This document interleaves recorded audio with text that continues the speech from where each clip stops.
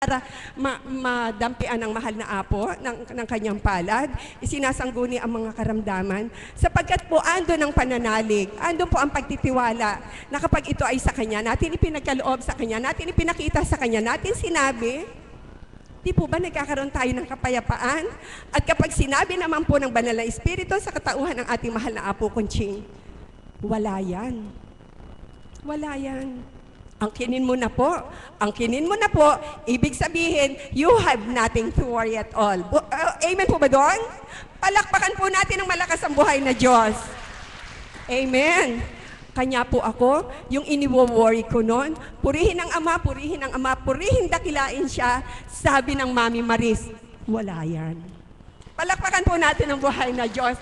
Kanya po ako, bilang pagkatao po, hindi po naman nawawala yung takot minsan eh. Lalo na po pag may mga negative vibes na nararamdaman ka, feeling mo dying ka. Pero hindi po pala tama yun. Manalig po tayo sa Panginoon. At siya ang higit na merong kaalaman kung ano ang higit na mabuti sa ating katawan. Amen po ba? At para po sa susunod na magbabahagi, alam mo talaga pong, bakit nga po ba sinasabi nyo sila na lang ng sila? Sila na lang sila. Pero po kung maglilimi kayo, pakikinggan nyo yung kanilang ibinabahagi, higit pa sa galak ang inyong makakamit. Ito po yung sinasabi ko sa inyong bababa po yun ng dormitoryo. Lalapit dito yan. Gaganyan po yan ng gaganyan. Sasayaw po, kakantayan ng Totoo po ito. Ang sinasabi ko sa inyo, walang dili iba, kundi ang mother of the house, si Mami Maris. Palakpakan po natin ang buhay na Diyos. With action yon, Mami, ha? Papuri sa iyo, Ama, muli sa araw na ito, buong kagalakan na may hayag ang iyong kabutihan at kagandahang loob sa aming lahat. Sa pamamagitan ng iyong kinalugdan ng aming mahal na Apo Kunching, na tuwirang ginamit mo upang mabuksan ang aming diwa, malinisan ang aming kalooban, at ikay paglingkuran ng buong katapatan sa dako mong banal. Amen. Buhay po ba ang Diyos? Sadya pong napakaganda ng bahaginan. Napansin niyo po ba, halos itong buong linggo na to, kung kayo po ay tuwirang tumanggap sa mga pahayag ng bawat isa, mga nagbahagi, mga tema na ibinigay po sa inyo, alam nyo po, natututo po tayong lahat. Amen po ba yun? Habang nagbabahagi po si kapatid na Beth, pagbaba ko po kanina, habang nalaman ko, ay, si Tita Promise ang facilitator. Sabi ko, live ito, live. Sabi ko ganun sa sarili ko, bababa ako. Sabi ko, Mami, ano po ba ang tema ni kapatid na Promise? Sabi niya, yung biyaya na pinagkakaloob ng Ama habang ikaw ay tumatanggap sa Kanya. Alam niyo po, habang nagbabahagi si Mami Beth, sadya pong katotohanan at ang mga ibang nagbahagi, para sa akin, ang biyaya ng ating Panginoon ay hindi niya pinapatid. Amen po ba yun? Kaya lang po napapatid dahil ayaw ng tao. Amen? Ibig sabihin, walang pinagkaiba po yung kung paano si Mami Beth ay equals, minus, multiplication, kung ano pa, times, o kung ano pa. Sa akin naman po, walang ano yan, parang magdeposito ka, makapag-withdraw ka. Buhay po ba ang Diyos? Amen po ba yun? At yan po ang biyaya ng ating Panginoon. Sapagkat sa bawat araw sa dakong ito, sabi ko nga kay Mami Beth, ito si Chris, binigyan kami ng candy. Kinuha lang niya, ibinigay sa aming dalawa. Bakit kung ano po yung nakuha ni Mami Beth, ganun din yung nakuha ko? Ibig sabihin, minsan po, sa isang samahan, ugnay-ugnay po ang problemang dumarating. Amen po ba yun? Mayroon pong laging pasakalye, kumbaga sa awit, na hindi lang tatama sa isa, kundi tumama man sa isa, sigurado mag-uugnay, magkakaroon ng suhol yan, tatama din sa isa. Amen po ba yun? Ganun po yung aming na pagninilaya na magkausap nga po kami. Ang sabi po niya sa akin, Mother, bakit po kaya ganun ang mga tao? Ay naku, Mami, yun din ang tanong ko sa Ama, bakit kaya ganun ang mga tao? Buhay mo ba ang Diyos?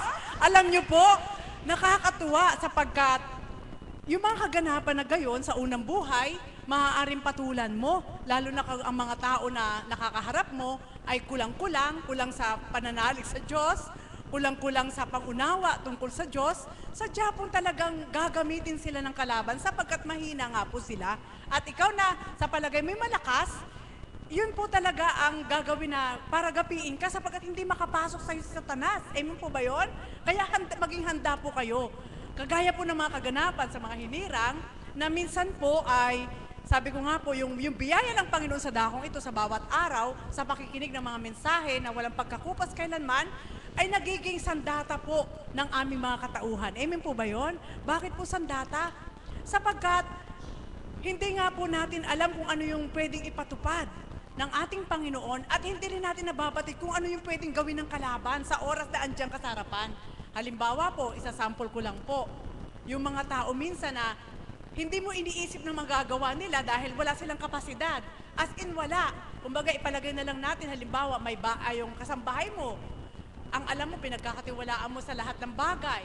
Pinagkakatiwalaan mo sa ganito, maging sa konting salita na para hindi magkaroon ng away-away. Minsan, bibigyan mo ng advice na huwag kang tumungo sa ganon, huwag kayong mag-standby, baka mamaya yung pag-standby nyo, magdulot lang ng magchichismisan lang kayo at yung mga amo nyo mag-aaway-away.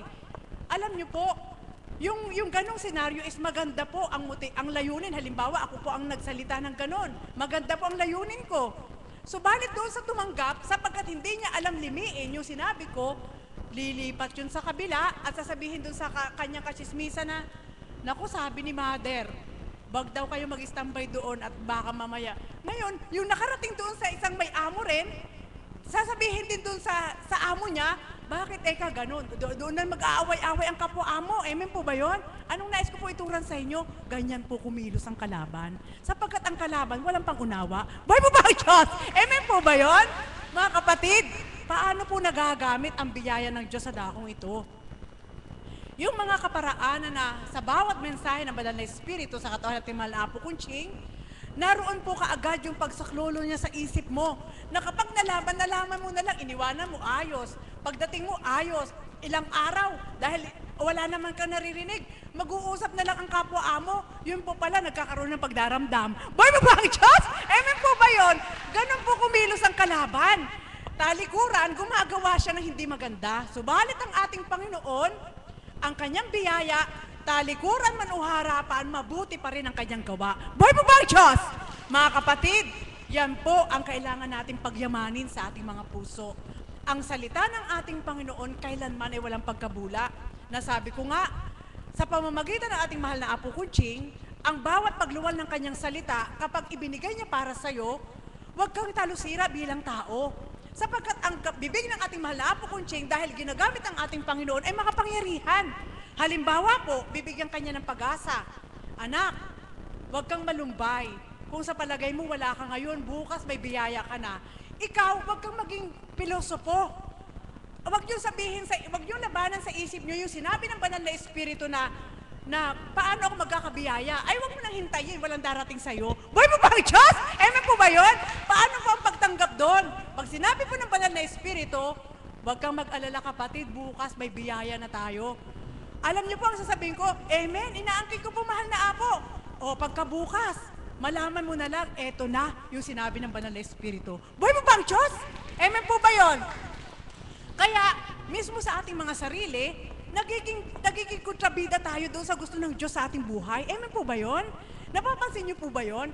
Kaya kami, alam niyo po, totoo po yung sabi ni Mami Beth. Di ba sabi ng Banal na Espiritu sa katawan natin mahal na Apo Kunching, tukso.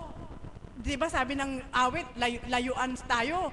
Anong sabi ng Banal na Espiritu? Lumayo kayo sa tukso. Kaya yung sinasabi ni Mami Beth na toxic people, ibig sabihin, tukso yun eh. Kaya lalayo po talaga kami sa ganon. Buhay mo ba ang Diyos? Amen po ba yun?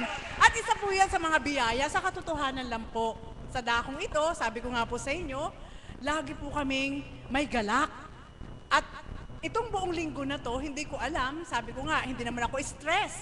At kami pong mga lingkod, bilang mga alagad ng ating Panginoon sa katawan natin mahal na Apo Kunching, yung 2 oras na tulog sa amin, daig pa namin ang natulog ng 8 oras. Pag kami natulog ng 8 oras ng diretso, sigurado may sasakit sa katawan namin. Sapagkat hindi kami nakatupad doon sa kalooban ng ating Panginoon kung paano magpuri, magdasal sa Kanya.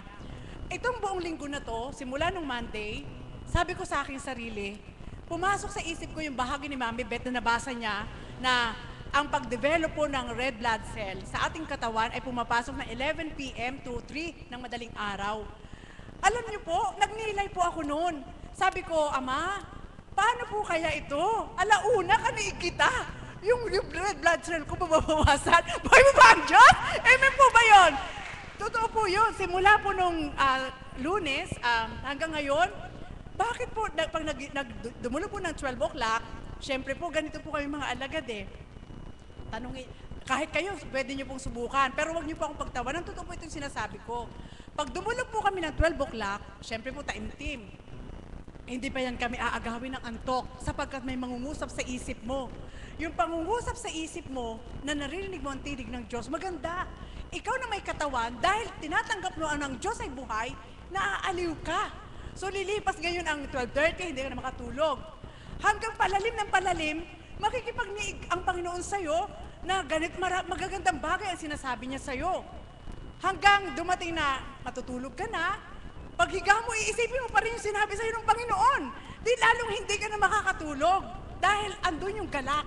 Parang ang pakiramdam mo na nakakausap mo ang Banal na Espiritu sa pamamagitan ng panalangin, naroon po yung kaukulan na baliwala na sa'yo yung oras na lumilipas, na nararamdaman mo yung galak na pinauuna ng Panginoon para bigyan ka ng lakas.